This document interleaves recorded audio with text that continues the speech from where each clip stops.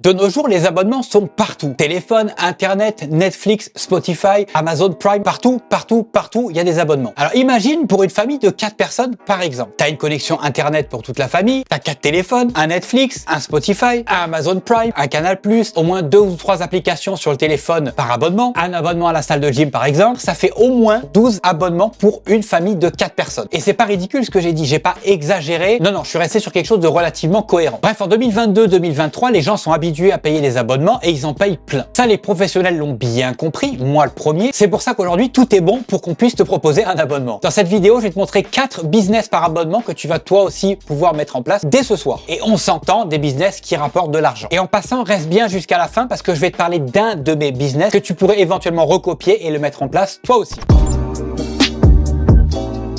Le business numéro 1, c'est les box par abonnement. Alors ça, c'est hyper classique. Il y a plein de monde qui en parle sur Internet. J'invente rien et je t'apprends rien. Si tu as une excellente idée, ça peut être super intéressant. Pour donner des exemples très connus, tu as par exemple la Woof Box, qui est une box de jouets pour chiens, où tous les mois, tu reçois des nouveaux jouets pour chiens. Il y a des box de bijoux, des box de maquillage, des box de n'importe quoi. Aujourd'hui, tu peux littéralement faire des box de n'importe quoi. Néanmoins, attention, ça demande quand même un certain budget pour te lancer. Tu peux pas te lancer dans un truc de box par abonnement avec zéro. Les prix des produits peuvent être relativement cher. Les prix des emballages aussi peuvent être relativement chers, plus que ce que tu peux imaginer. La logistique aussi est pas forcément simple puisqu'il faut acheter des produits un peu de partout à différents fournisseurs, récupérer ça à un seul endroit, préparer tes box et envoyer tes box. J'imagine que tu as compris que c'est pas si simple. C'est pas forcément non plus super facile au début de convaincre les fournisseurs de te faire des prix intéressants, surtout quand tu es une toute petite structure et que tu n'as pas vraiment de notoriété. Et le dernier problème pour moi, c'est que les marges sont relativement faibles. Déjà, il y a au moins 30% de ton CA qui va partir dans le prix des produits et de l'emballage, voire peut-être même un peu plus.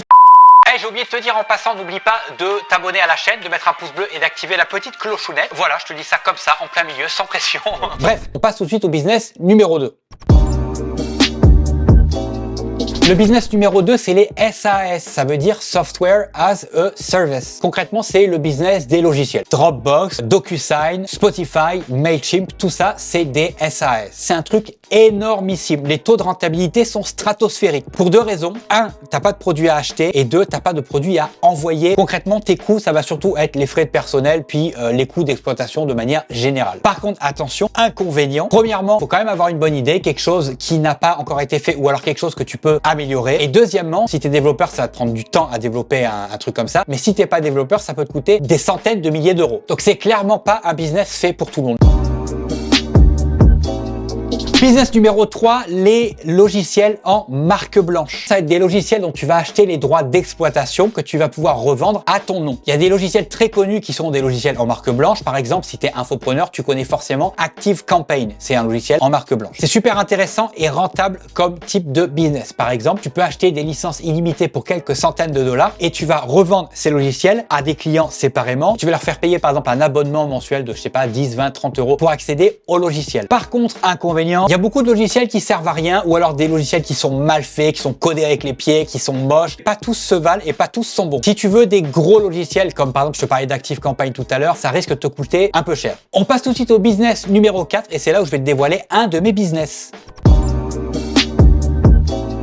Le business numéro 4, c'est les box digitales. Concrètement, c'est exactement comme les box par abonnement dont je t'ai parlé tantôt, mais plutôt que de vendre des produits que tu vas envoyer par la poste, tu vends des produits digitaux, donc des produits dématérialisés. C'est quelque chose qui est assez nouveau en francophonie, donc si tu veux t'y mettre, c'est maintenant qu'il faut t'y mettre. N'attends pas qu'il y ait 1 million d'acteurs sur le marché avant de te mettre là-dedans. Je vais te montrer 2 exemples, un exemple qui n'est pas le mien et un exemple d'une de mes compagnies à moi. Le premier exemple que je vais te montrer, c'est Kairos Box. Concrètement, c'est une box dans la spiritualité. Et quand on regarde sur leur page de vente, tu reçois un calendrier complet de la météo énergétique, guidance quotidienne chaque jour du mois, température sentimentale chaque jour, une citation chaque jour. Alors moi, j'y connais rien à tout ce qui est énergie et tout ça, mais pour quelqu'un qui est passionné par ce genre de truc, c'est une ultra niche qui est ultra puissante. Là, de ce que je vois sur la page de vente, elle a l'air de bien connaître son audience et ce que recherche son audience. Un truc intéressant avec ce type de business dont j'ai oublié de te parler juste avant, c'est que la valeur par client à l'année est monstrueuse puisque c'est des abonnements sur des produits qui ne te coûte rien. Le point faible selon moi de ce type de business, de celui que je viens de te montrer là, c'est que tout le contenu, en fait, il faut le créer, donc ça peut prendre du temps, ou alors payer quelqu'un pour créer le contenu que tu vas envoyer à tes clients tous les mois. Et enfin maintenant, je vais te montrer un autre business et un de mes business, c'est cashmakers.fr. Alors si tu es déjà un habitué de ma chaîne, j'ai déjà parlé, j'ai fait pas mal de vidéos où je parlais de Cashmakers. Maintenant, je vais en parler un peu plus, mais de comment ça fonctionne et comment j'ai fait ça. Si ça t'intéresse ce genre de business, abonne-toi à la chaîne, très important. Comme ça, tu rateras pas les vidéos où je vais parler de comment monter ce type de business. Je vais t'expliquer maintenant pourquoi ce type de business, c'est encore plus intéressant que tout ce que je viens de te montrer. Alors au départ, j'ai commencé avec ça, avec cashmakers.fr,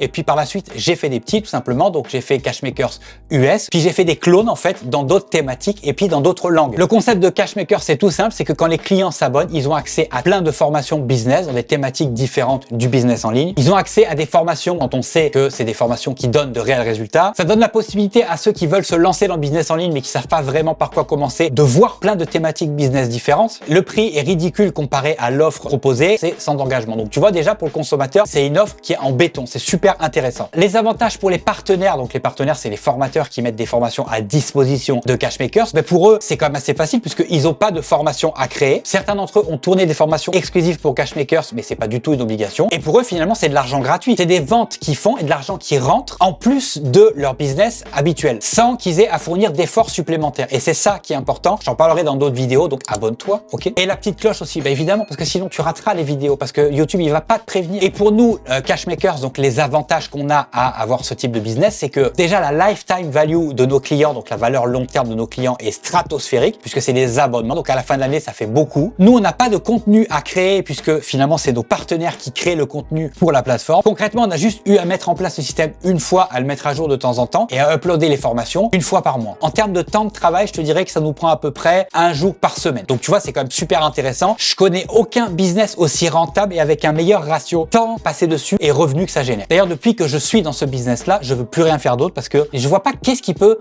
être mieux que ça en fait.